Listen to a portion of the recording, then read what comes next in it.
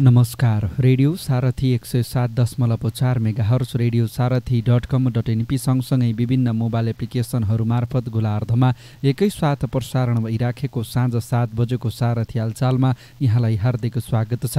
हालचालको साथमा उपस्थित छु म अनिश पाठक।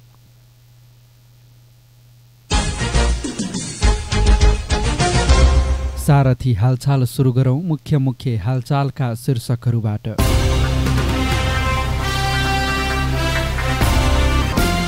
नेकपा एमालेको 11औं राष्ट्रिय महाधिवेशनबाट केन्द्रीय सदस्यमा बागलुङका 6 जना विजयी, गण्डकीलाई 3 पदाधिकारी, महाधिवेशनमा लुम्बिनी प्रदेशबाट केन्द्रीय पदाधिकारीमा पुग्ने नेताको संख्या भने घट्यो। रुद्रबेनी वामीटक्सार खरबाङ सडक खण्डमा निर्माणाधीन 4 पक्की पुल निर्माणको कार्य तीव्र, मदन भण्डारी राजमार्ग अन्तर्गत गुल्मीको रेडी तमगास पहिलो खण्डको सडक फराकिलो र पक्की बनाउने कामले यात्रा सहज। वन्यजन्तु पीडित किसानलाई धुरोपाटन सिकार आरक्षीले पछिल्लो 3 आर्थिक वर्षमा 38 लाख बढी राहत उपलब्ध गरायो र धान्द्रुके बाजेले 83 वर्षमा पाए नागरिकता लगायतका अन्य समाचारहरू पनि प्रस्तुत गर्नेछौँ। आन्तरिक राजस्व कार्यालय बागलुङको अनुरोध। आर्थिक ऐन 2082 ले प्रदान गरेको विभिन्न विशेष छुट तथा सुविधाहरूको म्याद यही मिति 2082 साल पुस मसान्तसम्म मात्र रहेको हुँदा समयमै मूल्य अभिवृद्धि कर विवरण तथा कर दाखिला गरी आर्थिक ऐन 2082 ले प्रदान गरेको ब्याज, शुल्क, थप दस्तुर र जरिमाना मिनाहाको सुविधा लिई लाभान्वित हुनुहुन सम्पूर्ण करदाताहरूलाई हार्दिक अनुरोध गर्दछौँ। अनुरोधक आन्तरिक राजस्व कार्यालय बागलुङ। अब सारथी हालचाल विस्तारमा। नेकपा एमालेको 11औं राष्ट्रिय महाधिवेशनबाट केन्द्रीय सदस्य पदमा उम्मेदवारी दिएका बागलुङका 6 जना एमाले नेताहरू विजयी हुनु भएको छ। केन्द्रीय सदस्य पदमा लील बहादुर थापा मगर, मनकुमारी केसीजीसी, डाक्टर सूर्य पाठक, गोविन्द बहादुर नेपाली, मन्जु शर्मा चालिसी तथा सावित्रा राणा विजयी हुनुभएको हो। थापा आदिवासी जनजाति समूह, केसीजीसी खुल्ला महिला समूह, पाठक खुल्ला समूह, नेपाली दलित खुल्ला समूह, 40 गण्डकी भूगोल महिला र राणा आदिवासी जनजाति समूहबाट उम्मेद्वार बन्नुभएको थियो। यसैबीच महाधिवेशनबाट गण्डकीले 3 पदाधिकारी पाएको छ। उपाध्यक्षमा पृथ्वी सुब्बा गुरुङ विजयी हुँदा सचिवमा खगराज अधिकारी र पद्म अर्याल विजयी हुनुभएको हो। यस्तै लुम्बिनी प्रदेशका मुख्यमन्त्री चेतनारायण आचार्य पनि नेकपा एमालेको 11औं राष्ट्रिय महाधिवेशनबाट केन्द्रीय सदस्यमा निर्वाचित हुनुभएको छ। महाधिवेशनमा लुम्बिनी प्रदेशबाट केन्द्रीय पदाधिकारीहरूमा पुग्ने नेताहरूको संख्या भने घटेको छ। आज आएको मत परिणाम अनुसार केन्द्रीय समितिमा लुम्बिनी प्रदेशबाट विष्णुप्रसाद पौडेल रूपन्देहीबाट उपाध्यक्ष, गोकर्णराज विष्ट गुल्मीबाट उपाध्यक्ष, शङ्कर पोखरेल दाङबाट महासचिव र छविलाल विश्वकर्मा रूपन्देहीबाट सचिव पदमा निर्वाचित हुनुभएको हो। गुल्मीको रेडी रुद्रबेडी वामीटक्सार सडक खण्डमा निर्माणाधीन 4 पक्की पुल निर्माणको कार्य तीव्र रूपमा अगाडि बढेको छ। 2036 सालदेखि निरन्तर सञ्चालनमा रहेको उक्त सडक हुँदै आवाजावत गर्ने बागलुङ र गुल्मीका नागरिकहरूले डहरे खोला, नादेवा खोला, बार्से खोला र गिद्दी खोलामा मोटरेबल पुल नहुँदा लामो समयदेखि शास्ति भोग्ने गरेका थिए। रुद्रबेडी वामीटक्सार खरबाङ खण्डमा पर्ने उक्त सडकका 4 खोलामा अहिले सडक डिभिजन कार्यालय पाल्पा अन्तर्गत रहेका पुल निर्माणका लागि राजेश्वरी लुम्बिनी जेबीले जिम्मा पाएको हो। ती सबै पुल निर्माणका लागि भ्याट र पीपीएस सहित 22 करोड 31,60,210 रुपियाँ लागत सम्झौता गरिएको सडक डिभिजन पाल्पाका सूचना अधिकारी इन्जिनियर दुर्गा गौतमले जानकारी दिनुभएको छ। पुल निर्माणको अहिलेसम्म 73% भौतिक प्रगति र 57.63% वित्तीय प्रगति भएको छ। 2082 साउन 22 गते सम्पन्न गर्ने गरी सुरुको सम्झौता भएको थियो। म्याद थप पछाडि सम्झौता बमोजिम 2083 साउन महिनाभित्र सबै पुल निर्माणको सम्झौता भएको इन्जिनियर गौतमले बताउनु भएको छ। पुल निर्माण भए पछाडि सवारी साधनसँगै यहाँका नागरिकहरूलाई आवत जावतमा महत्त्वपूर्ण सहयोग पुग्ने स्थानीयले विश्वास लिएका छन्। बजेटको निकै अभाव रहेको हुँदा बजेट व्यवस्थापनका लागि सडक विभागसँग समन्वय भइराखेको समेत उहाँले बताउनुभयो। चालु आर्थिक वर्ष 82-83 मा पुल निर्माणका लागि 6 करोड रुपियाँ बजेट विनियोजन भएको थियो। विनियोजन भएको बजेट गत आर्थिक वर्ष 81-82 मा भएको कामको भुक्तानी गर्नुपर्ने भएकाले अहिले कुनै पनि बजेट बाँकी नरहेको बताइएको छ। बजेट सुनिश्चित भएमा सबै कार्य असार मसान्तभित्रै सकिने निर्माण व्यवसायीले प्रतिबद्धता समेत जनाउँदै सोही अनुसार काम भइराखेको बताइएको छ। वन्यजन्तु पीडित किसानहरूलाई धुरोपाटन शिकार आरक्षीले पछिल्लो 3 आर्थिक वर्षमा 38,62,000 राहत उपलब्ध गराएको छ। शिकार आरक्षीले बागलुङ, म्याग्दी र पर्वतका पीडित किसानहरूलाई राहत उपलब्ध गराएको हो। वन्यजन्तुको आक्रमणबाट घरपालुवा घुँडा, खच्चड, भेडा, बाख्रा र गाई भैँसीलाई मार्ने हुँदा किसानले लाखौं मूल्य बराबरको नोक्सानी बिहोर्दै आएका छन्। शिकार आरक्षीले आर्थिक वर्ष 79-80 मा 24,92,000, 80-81 मा 12,00,000, 81-82 मा 1,70,000 किसानलाई राहत उपलब्ध गराएको हो। चालु आर्थिक वर्षमा भने राहत उपलब्ध नगराइएको धुरोपाटन शिकार आरक्षीका रेन्जर सागर सुवेदीले जानकारी दिनुभएको छ। आहाराको खोजीमा भौतारिने वन्यजन्तुले वर्षेनी पशु चौपायामा क्षति पुर्याउने गरेको छ। वन्यजन्तुले बारीमा लगाएको बाली समेत नष्ट गर्ने गरेको छ, तर शिकार आरक्षीले बाली क्षतिको राहत भने किसानलाई दिने गरेको छैन। हरेक वर्ष वन्यजन्तुबाट हजारौंको आलु, सिमी लगायतका बाली नष्ट गर्ने गरेको धुरोपाटन 9 का स्थानीय तमबहादुर सुनारले बताउनुभयो। बँदेल, बाँदर, चितुवा लगायतका वन्यजन्तुले भेडा बाख्रा खाने र बारीमा लगाएको बाली समेत नष्ट गर्ने गरेको उहाँले गुनासो गर्नुभएको छ। गण्डकी प्रदेश सरकारको सबै घरमा खानेपानीको धारा पुर्याउने अभियान अन्तर्गत ताराखोला गाउँपालिका 5 नम्बर वडाका 538 घरमा खानेपानीको धारा जडान गरिएको छ। अहिलेसम्म वडामा रहेका 595 घरमध्ये 538 घरमा खानेपानीको धारा जडान सम्पन्न भइसकेको छ। घर घरमा खानेपानी आए पछाडि स्थानीय दङ्ग परेका छन्। गण्डकी प्रदेश सरकारको 2 करोड लागतमा 18वटा मुहानहरूको पानी घर घरमा पुर्याइएको हो। वडा अध्यक्ष मनबहादुर रोकाले वडाको अब 22 घरमा मात्रै पानी पुर्याउन बाँकी रहेको बताउनुभयो। खानेपानीको पहुँच पुगेपछि त्यहाँका स्थानीयको दैनिकी फेरिएको छ भने समयको बचत समेत हुने गरेको छ। खानेपानीको धारा घरमै आएपछि सरसफाइमा समेत सुधार भइराखेको छ। विक्रम समय 2075बाट सुरु गरिएको एक घर एक धारा अभियानले सार्थकता पाएकोमा स्थानीय खुसी छन्। स्थानीय कुलबहादुर रोकाले घरमै खानेपानीको धारा आएपछि पानीकै लागि टाढा रहेका सामुदायिक धारा, कुवा लगायतकै स्थानमा जाने बाध्यता अन्त्य भएको बताउनु भएको छ।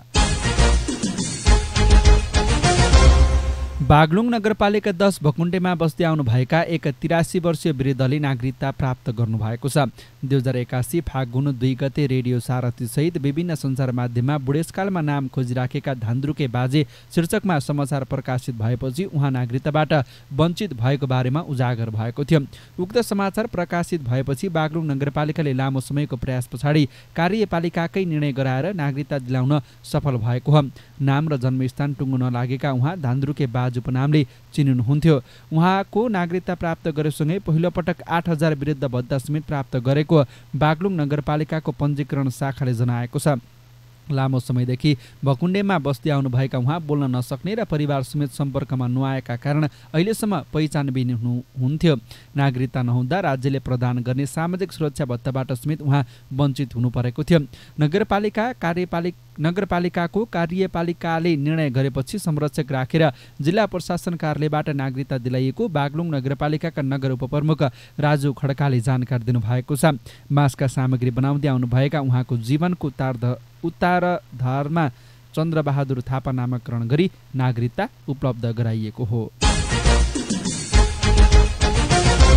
सारथी हालचालमा पाठेघर क्यान्सरको जोखिम समस्या बल्झिएपछि उपचार खोज्दै आमाहरू, कुस्मा कारागारका प्रमुख सहित 6 जना विरुद्ध भ्रष्टाचार मुद्दा दायर लगायतका समाचार बाँकी नै छन्। सारथी हालचाल सुन्दै गर्नुहोला। माछा मासु अन्डा मिठो सबैभन्दा, माछा मासु अन्डा मिठो सबैभन्दा। अनि फलफुल र सागपात, बच्चाको खाना साथ सबै मिलाई खुवाऊ। कम्तीमा 2 वर्षसम्म आमाको दुध पनि नछुटाऊ, बच्चा चलाक निरोगी बनाऊ। हो, मैले बच्चालाई निरोगी र चलाक बनाउनका लागि 6 महिना पुरा भएपछि आमाको दुधको साथै अन्डा, माछा मासु, हरिया सागपात तथा पहेँला जातका फलफुल पनि खुवाए। तपाईले नि साथै गर्भवती महिलालाई हरेक दिन सधैँ खाइरहेको भन्दा 1 पटक थप र बच्चालाई दुध खुवाइरहेकी आमालाई 2 पटक थप पोषिलो खाना खुवाऊ। अनुरोधक बडीघाट गाउँपालिका, गाउँ कार्यपालिकाको कार्यालय, ग्वालीचौर, बागलुङ। तपाईँ रेडियो सारथी 107.4 मेगाहर्स, रेडियो सारथी.com.np सँगसँगै विभिन्न मोबाइल एप्लिकेसनहरू मार्फत गोलार्धमा एकैसाथ प्रसारण भइराखेको साँझ 7 बजेको सारथी हालचाल सुन्दै हुनुहुन्छ। हालचालमा यतिन्जेल हामीले रुद्रबेनी वामीटक्सार खरबाङ सडक खण्डमा निर्माणाधीन 4 पक्की पुल निर्माणको कार्य तीव्र। ताराखोलाको एउटैवटामा 538 घरमा खानेपानीको धारा जडान लगायतका समाचार प्रस्तुत गर्यो। अब बाँकी खबर प्रसङ्ग। मदन भण्डारी राजमार्ग अन्तर्गत गुल्मीको रेडी तम्घास पहिलो खण्डको रेडीदेखि रुनखानदहसम्म अधिकांश स्थानमा सडक फराकिलो र पक्की बनेपछि यात्रा सहज बनेको छ। उक्त सडक खण्डमा मदन भण्डारी राजमार्ग आयोजनाकारले गुल्मी मार्फत समानान्तर इलाइट जेबी काठमाडौँले 25 किलोमिटर सडक खण्डको काम गरिराखेको छ। 2079 फागुन 26मा सम्झौता भई 1 अर्ब 64 करोड 60 लाखमा 2082 फागुन 25सम्म म्याद सकिने गरी काम भएको मदन भण्डारी राजमार्ग योजनाकारले गुल्मीका सूचना अधिकारी हुमनाथ पाण्डेले जानकारी दिनुभएको छ। 7 मिटर चौडाइ पक्की हुने उक्त योजना अन्तर्गत दायाँ बायाँ 1.5 मिटर सडक रहनेछ। अहिलेसम्म भौतिक प्रगति 85% र वित्तीय प्रगति 80% भइसकेको सूचना अधिकारी पौडेलको भनाइ छ। अधिकांश स्थानमा कालोपत्री र ढलान मार्फत सडक पक्की बनेको छ। घरटहरा भत्काउने र मुआब्जा वितरण लगायतका कामले बाँकी स्थानमा भने काम अहिले चलिराखेको छ। उक्त काम मुख्य गरी बलेटक्सार बजार, श्रृङ्गा बजार, भिडुवा बजार र बिरबास बजारमा भइराखेको हो। मदन भण्डारी राजमार्ग अन्तर्गत काम चलिराखेको पहिलो खण्डले गुल्मी प्रवेशद्वार रुरुक्षेत्र गाउँपालिका छत्रकोट गाउँपालिका छिचोलेको छ। उक्त खण्डले गुल्मी दरबार छिचोल्दै रेसुङ्गा नगरपालिका सहित गुल्मी सदरमुकाम तम्घास छोएर छल्दीदेखि सिमलटारी हुँदै सौतामारे पुगेर प्युठान सिमाना छोएको छ।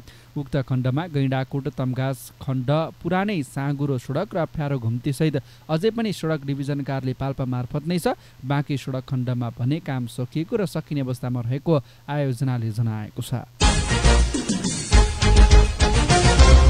सत्यवती 47 अपाङ्ग हुनुहुन्छ। उहाँलाई खुट्टाको समस्या मात्रै थिएन, पाठेघर बाहिर खस्ने समस्याले समेत हैरान हुनुहुन्थ्यो।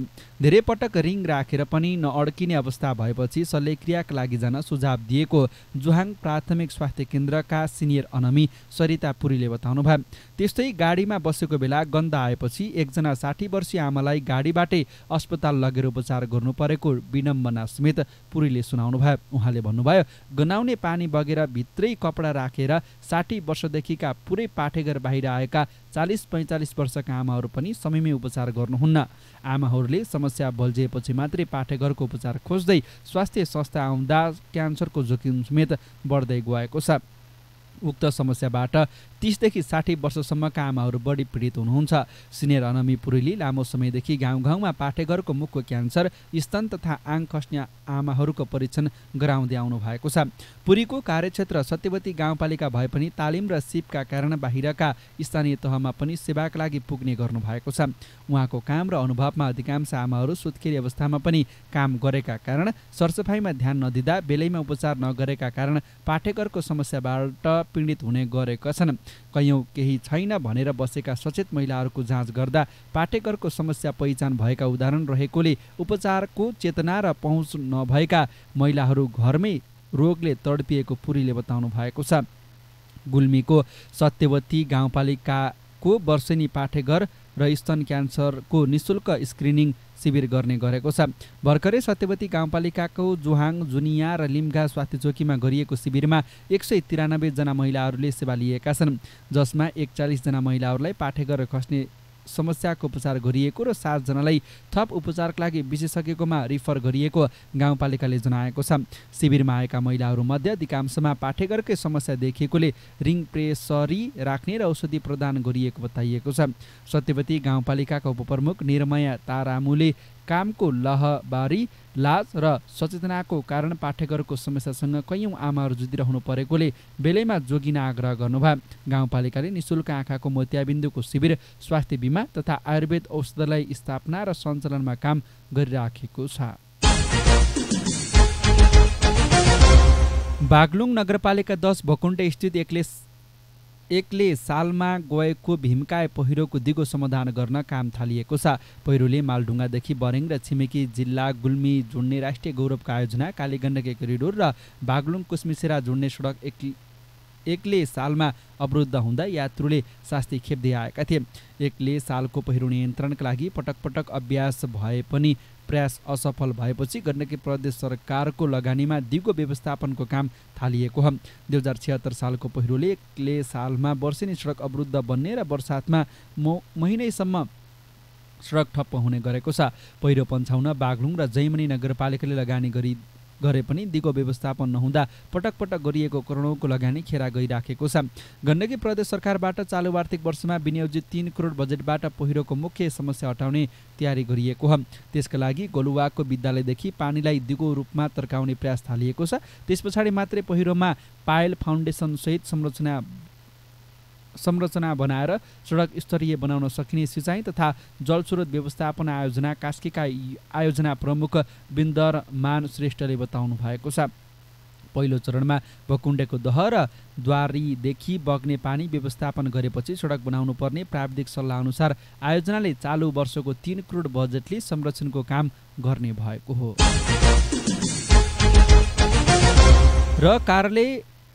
कारागार कार्यालय कुस्माका प्रमुख तथा मूल्याङ्कन समितिका अध्यक्ष शिला श्रेष्ठ सहित 5 जना विरुद्ध भ्रष्टाचार गरेको मुद्दा दायर गरिएको छ। अख्तियार दुरुपयोग अनुसन्धान आयोगले आर्थिक वर्ष 78-79 कारागारको भान्साघर ब्लक निर्माणको क्रममा 21,55,000 अनियमितता गरेको आरोपमा मुद्दा दायर गरेको जानकारी दिएको छ। अख्तियारले श्रेष्ठ समेत बोलपत्र मूल्याङ्कन समितिका सदस्यहरू सघन शहरी तथा भवन निर्माण आयोजना बागलुङका सिनियर इन्जिनियर विकास अधिकारी, कारागारका नायब सुब्बा हरिकृष्ण शर्मा र कोष तथा लेखा नियन्त्रणको कार्यालय प्रबतका सहलेखापाल सुभाष घरती, मोदी काली कन्स्ट्रक्सन मोदी 6 प्रबतका प्रोपाइटर प्रदीप तिमल सिन्हा विरुद्ध विशेष अदालत काठमाडौँमा मुद्दा दायर गरेको हो। यसै खबर प्रसङ्ग सँगसँगै हामी साँझ 7 बजेको सारथी हालचालको अन्त्यतर्फ आइपुगेका छौँ। बिदा हुनु पूर्व मुख्य हालचालका शीर्षकहरू पुनः एकपटक।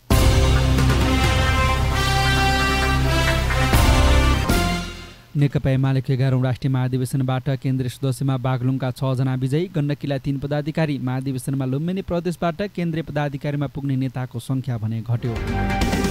रुद्रबेडी वामी टक्सार खरबाङ सडक खण्डमा निर्माणाधीन 4 पक्की पुल निर्माणको कार्य तीव्र। मदन भण्डारी राजमार्ग अन्तर्गत गुल्मीको रेडी तम्गास पहिलो खण्डको सडक फराकिलो र पक्की बनेपछि यात्रा सहज। वन्यजन्तु पीडित किसानलाई धुरपाटन सिकेर आरक्षले पछिल्लो 3 आर्थिक वर्षमा 38 लाख बढी राहत उपलब्ध गरायो र धान्द्रुके बाजेले 83 वर्षमा पाए नागरिकता लगायतका अन्य समाचारहरू पनि प्रस्तुत गर्यौं। अवस्था रेडियो सारथी 107.4 मेगाहर्ज, रेडियो सारथी.com.np सँगसँगै विभिन्न मोबाइल एप्लिकेसनहरू मार्फत गोलार्धमा एकैसाथ प्रसारण भइराखेको साँझ 7 बजेको सारथी हालचाल अहिलेलाई सकिएको छ। हालचाल सुन्नुभएकोमा तपाईँलाई धन्यवाद। अहिलेलाई खबर सहकर्मी साथीहरूको साथमा प्रविधिका तिलक मगरसँगै म अनिश पाठक पनि आज्ञा चाहन्छु। चिसो मौसममा आफ्नो बालबालिका र ज्येष्ठ नागरिकको विशेष ख्याल गर्नुहोला। नमस्कार।